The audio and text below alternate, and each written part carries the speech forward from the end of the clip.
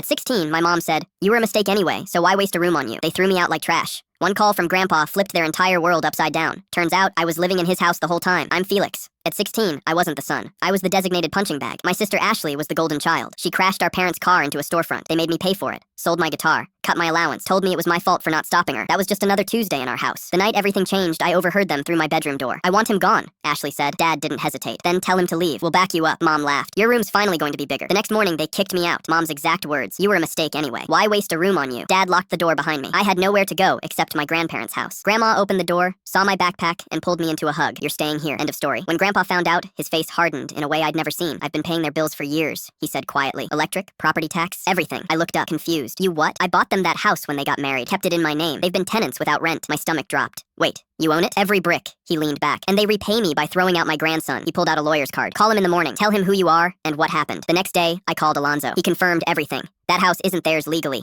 Your grandfather can evict them whenever he wants." Grandpa picked up his phone and put it on speaker. When Dad answered, Grandpa's voice was calm. "Time to pack your things and leave the house." Silence. Then laughter. "You can't be serious," Mom said. "Dead serious. You forgot whose name is on the deed." "It's mine," Dad stammered. "You can't just kick us out. I paid for every year you lived there. The house, the bills, the taxes. Consider this your eviction notice." Ashley's voice cut in. "This is ridiculous," Grandpa chuckled. "Still running your mouth. You sound just like your mother." "Dad, please," Mom hissed. "You threw my grandson on the street. Now it's your turn." He hung up. 2 days later, they showed up. All three of them. Dad cleared his throat. "Felix has manipulated you. He's twisted everything." I laughed. "You locked the door behind me." Mom jumped in. "He's exaggerating. You know how dramatic kids can be." Grandpa's voice was ice. "You're blaming him for what?" Ashley spoke up. "He's jealous. I've always worked hard." "You crashed a car into a store?" I said. Her face went pale. Grandma stepped forward. "Teresa told me the whole story. How you promised to pay and said Ashley was learning. Only thing is, Teresa never saw Ashley again." "I was the one who paid for it," I said quietly. "They sold my guitar and made me hand over my savings." Grandpa stared at them. "You made this boy pay for her mistake." The room went silent. "You have 1 month to leave that house," Grandpa said. After that, I called the police. They backed out slowly. Ashley glared at me. "You'll regret this." I smirked. "Doubt it." But they didn't leave quietly. 2 nights later, I heard footsteps on the stairs. It was midnight. My dad was halfway up, moving quietly. Grandpa stepped out, holding something in his hand. "Don't move, Dad. It's me.